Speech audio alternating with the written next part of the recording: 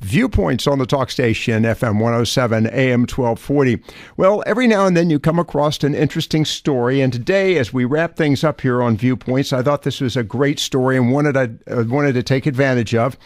We have a lot of visitors in our area, but this visitor, he's coming via a fascinating form of transportation. He is a kayaker, and he's engaged in what is known as the Great Loop. And if you don't know what that is, we'll give you all the details here in just a moment. But more importantly, he's coming from, and I don't know, we'll find out how he arrived here, from England, from the United Kingdom. We have joining us this afternoon, Steve Chard, who's in our neighborhood for a couple of days on his travels up the East Coast as conclusion of the Great Loop. And with that, Steve, good afternoon. Thanks for taking the time to be with us. Thank you, Lockwood. I'm very pleased to be with you. Our pleasure. First question, as we start with, always, based on your down East accent. Actually, it's an East accent, and down East, I don't know. First, where do you come from? What's your point of origin? Obviously, UK. I come from the West Country of England, the county of Dorset, and I live in a very small village called Piddle-Trent-Hyde. Piddle-Trent-Hyde. Okay, county of Dorset. And Steve, you are engaged, I understand, in transiting the Great Loop? I am, yes, indeed. All right. For those who are not aware of what the Great Loop is, would you share that with our audience? Yeah, sure. It's all the interconnected waterways, rivers, and the east coast of the United States. So usually people start in Florida, go all the way up the ICW to New York Harbor, up the Hudson River into the Great Lakes, around to Chicago, and then join the Mississippi River down to New Orleans, or the Tennessee Tom Bigby Waterway into Mobile Bay, round the Gulf Intercoastal Waterway, round the Florida Panhandle to Fort Myers, and back across the Okeechobee Waterway to the start point, which is usually Stuart, Florida. Okay, but I understand you've taken a different route. Where did totally different, yeah. My brother married a Canadian. Okay. So I started, would you believe, from Halifax, Nova Scotia. I paddled the coastline of Nova Scotia and New Brunswick and headed for Ottawa. Then the Rideau Canal into the Great Lakes, the Trent Severn Waterway into Lake Huron, a road portage to Chicago, joined the Mississippi down to Cape Girardeau. Then then I was taken up to the Kentucky Dam, and I came down the Tennessee Tom Bigby Waterway to Mobile, and ended up in Carabel, Florida, last November. Went home for Christmas, came back in January, and I've paddled the St. Johns River from Astor to Jacksonville, and now I'm going up the ICW all the way to New York, and then the New England coastline, the Bay of Fundy, and back to Halifax, Nova Scotia, hopefully by the 31st of August. My land. All right. When did this trek begin? The 1st of June last year. Wow. How many miles have you recorded so far? I've done about 4,000, and I've still got 2,000 to go. Okay. Now, you're doing this on a kayak, I understand. I am, yes. That's an amazing trip, and for a variety of reasons, because some of these waterways that you're transiting are occupied by very large vessels, and unless your kayak has a lot of bright lights on it and is bigger than I'm thinking it is, which I doubt it is, isn't it a little intimidating at times? No. The ship. You've only got to go across the shipping lanes perpendicular to the transit of the ships. You always let a ship go in front of you, and I've met very few. Okay, I would. What was worse were the big barge trains on the Mississippi, because those tractor units that push the barges, they truly can see you at times. So you just have to make sure you stay out of their way. Very, very good point. You let the big vessels go in front of you, huh? I mean, you always do. You never try and beat a big vessel. You let it go. You let it go before you. Yeah. Oh, so you don't believe in the game of chicken? We call it here. No. Steve Chard with us this afternoon, joining us from, Dorset, England. He's transiting the Great Loop, as it's known, ostensibly down the Mississippi, around the Gulf Coast, up the intercoastal water, through the Great Lakes, and then, of course, to the point of origin, and he started in Nova Scotia. Now, the other question for you, Steve, and we're going to get into the details of why you're doing that here in a few minutes, but the next question is, how do you prepare for something of this nature? I mean, you're going through fairly different climes, starting in Nova Scotia, and again, how big, let's talk about your kayak. How big is this kayak? It's just under 18 feet, 17 feet 8 inches. It's a Nigel Dennis Kayak Explorer, probably the best ever expedition sea kayak designed. And it will not only carry me, it will carry a couple of gallons of water. I've got about 10 days' supply of food on board, a bag of pasta, a bag of rice, oatmeal, tins of sardines and flaked ham and stuff, and also those dehydrated mountain warehouse meals, like the army meals ready to eat. And then tent, sleeping bag, sleeping mat, and a dry suit, and a couple of sets of clothes. Okay, how much does all of this weigh? Do you have an idea? The crazy thing is I never weighed it, but it's got to be about 150 pounds. Okay, the other aspect of this, and let's talk about this for a moment. This is a major endeavor. How long did it take you to plan this trip? This is 2 years. Okay. That I'm beginning to feel a little better about your endeavors. Are you? Yeah, it's been planned properly. Are you an avid kayaker? Have you been kayaking for years? No, I've only been properly sea kayaking for about 3 years now. I did have a sit on top kayak before that for several years.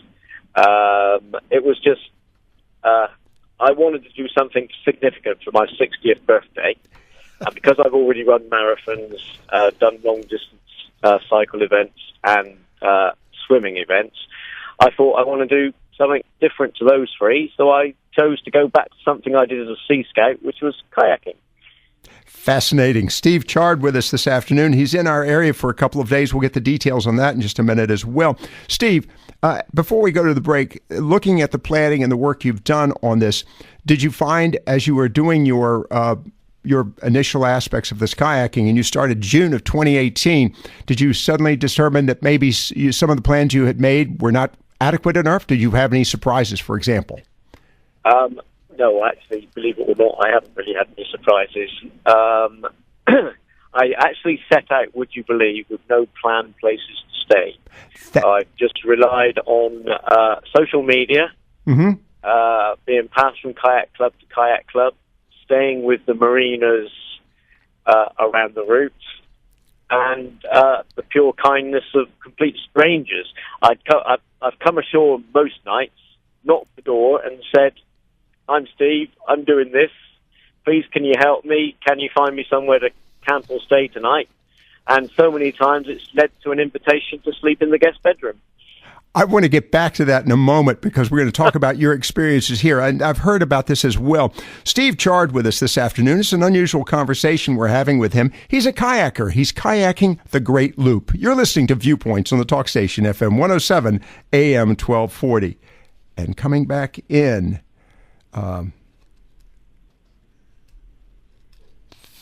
3, 2, and 1.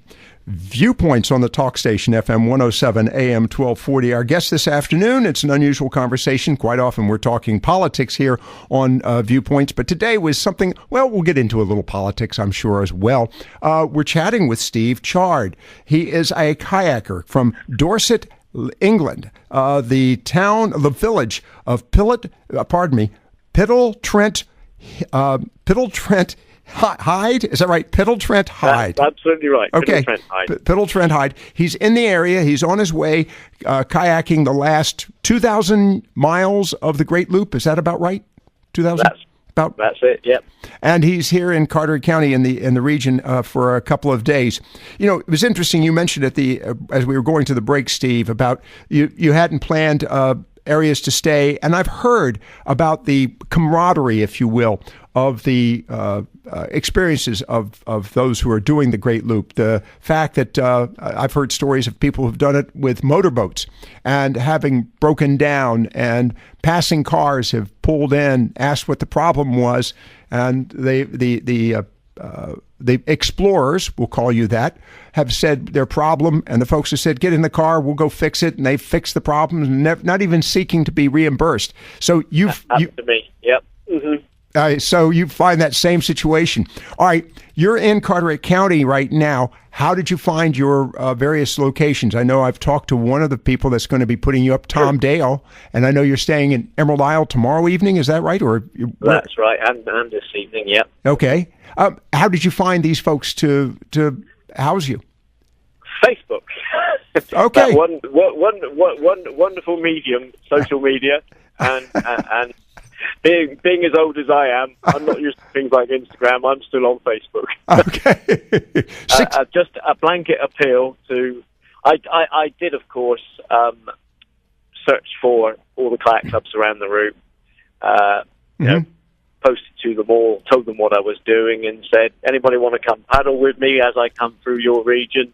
And please, can anybody offer me any sort of hospitality? You know, a bed for the night." Possibly, but even if it's just a coffee and a donut, any help at all.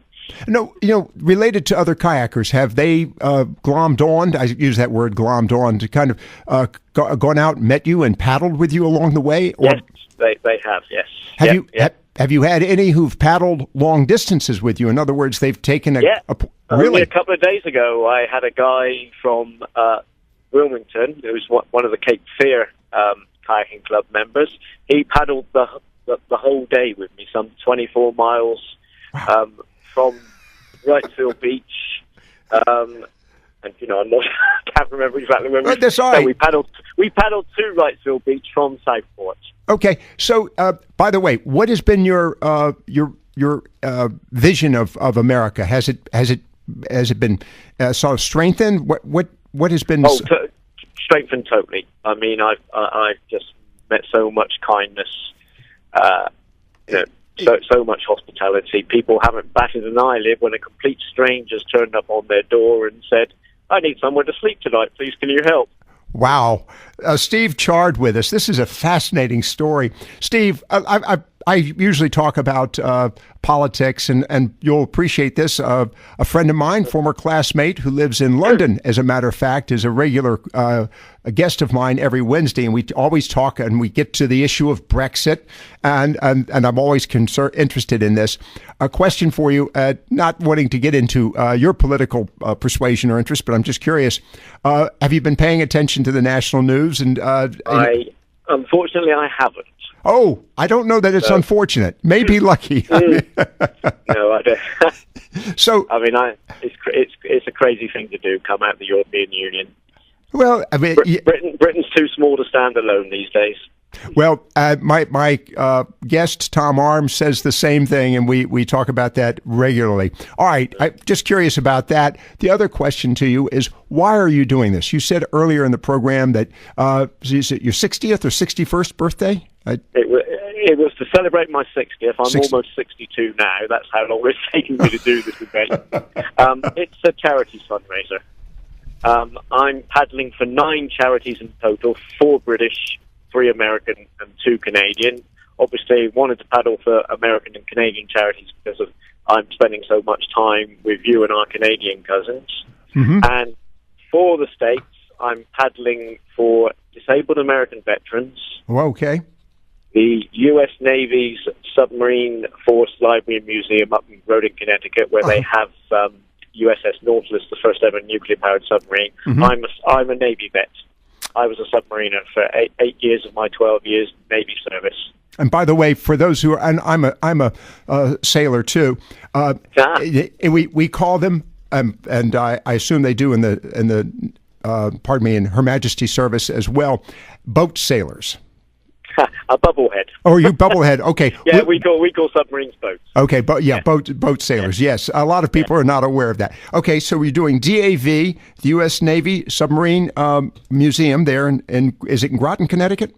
Groton, Connecticut. Yeah. And the last charity for America is the American Kidney Fund. I used to work in our county hospital's renal unit. Okay. That's wonderful. Now, with all that said, let's talk how folks can, 1, learn about your endeavors and your experience, and 2, make contributions to this and the other programs you're doing. So first question, where would they find out more about you? On my Facebook page, either on my own Facebook account, which is just obviously my name, Steve Chard, or the Facebook page specifically is Kayak the Great Loop hyphen paddle with Steve.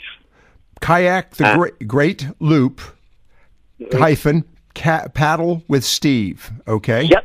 And by the way, and I post regularly on there the online donation page links for people to be able to donate. Donations can only be made online. That's a US legal requirement to stop me being embezzling the money or make sure I'm not some sort of a scammer. I appreciate that. All right, yeah. You're in Carteret County for a few more days. By the way, it's Steve. I want to make sure I'm spelling that correctly. And Chard, Chard. And for those who are listening to the program tonight, Kayak the Great Loop hyphen paddle with Steve. That is the Facebook posting or Facebook page as well. Steve, this fascinating story. Your experience. What next after you do this? I mean, this is. I'm laughing because this obviously is a 15-month endeavour, and I don't think I want to see another kayak for several months when I get home. But it won't last long. It won't last long. I'm curious, do you have calluses not only on your backside but on your hands and what have you? I mean, by now I do. I lost 46 pounds in the first 2 months when I paddled out from Halifax Harbour. By the way, how do you handle bad weather? Have you run into? I am at the mercy of the weather, and I've got to recognise when it's a day when I shouldn't go out there. Okay. I have started paddling on a couple of days when the weather deteriorated much faster than the forecasters had predicted, and I've had to, just get ashore. Okay. Well, I can appreciate this. You are in Carteret County for a couple of more days. I know that as we speak to you, you've recently visited the Maritime Museum in Beaufort, as I understand. Yep. And as I speak to you now, I think you're at Fort Macon. Is that correct?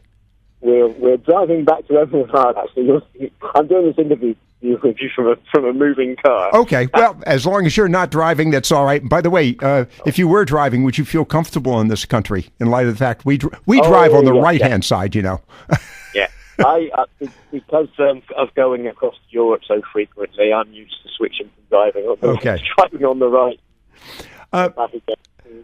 Well, Steve, thank you very much for taking the time to be with us. This is a fascinating story, and I'm looking forward to possibly meeting you at a later time. But this is wonderful. Thank you very much for your time this afternoon, and look forward to, more experiences on your website and, I would say fair winds, but really just fair tides, right?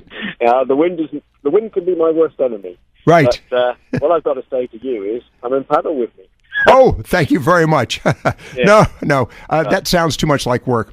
Steve Chard with us this afternoon. One more time, that Facebook page is Kayak the Great Loop hyphen paddle with Steve. Steve, thank you for being with us. We appreciate your time. Thank you so much. Thanks for the exposure. Viewpoints on the talk station, FM 107, AM 1240.